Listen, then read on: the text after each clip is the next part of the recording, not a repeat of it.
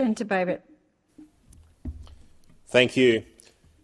Now, I rise here today to support Senator Hanson's urgency motion calling for an inquiry into the rising number of children suffering from gender dysphoria in Australia and the increasing number of children being treated for gender dysphoria at clinics. Now, we must examine the causes and the possible remedies for this trend to ensure that children and their families receive appropriate support and care. This is not an easy topic to discuss, not at all. In fact, it is difficult and it is uncomfortable. But that is the very reason why we here in this place must discuss it. Our job is to seek the truth and act for the greater good of all.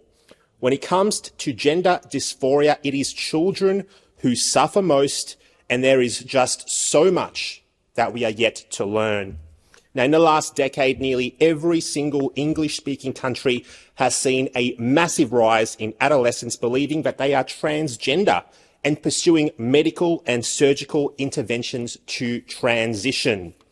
Now, many doctors and parents have been expressing grave concern of misdiagnosis and the harms of experimental treatments being offered as the only solutions to gender distress.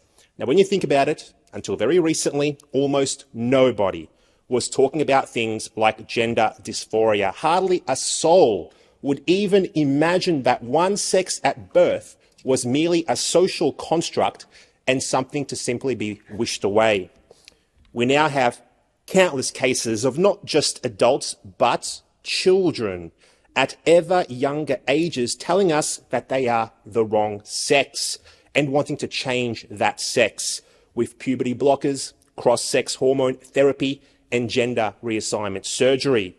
Now, studies do show that up to 90% of children who are supported but without medical intervention will eventually go on to accept their native gender.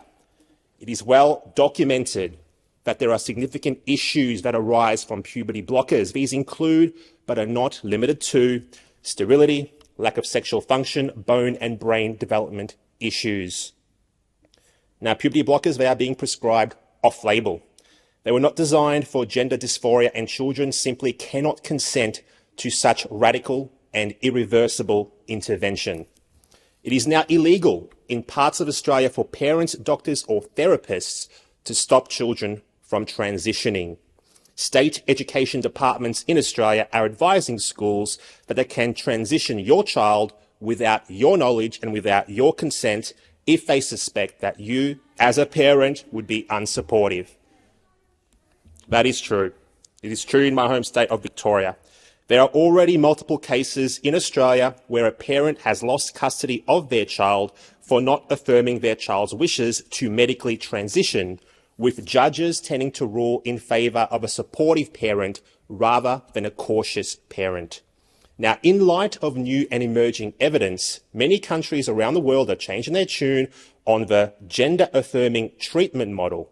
Sweden, Finland and France have banned the use of puberty blockers and hormones for minors, and rightly so.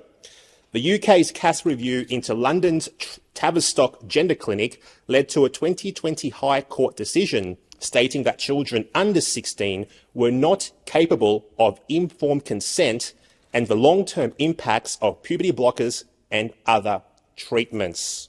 Now, I urge the Senate to recognise what is happening to these vulnerable children. They are just children after all, and they need guidance from adults. To examine the causes of their gender dysphoria and to consider the most appropriate remedies to treat these children and ensure that they and their families receive appropriate support and care. Thank you. Thank you.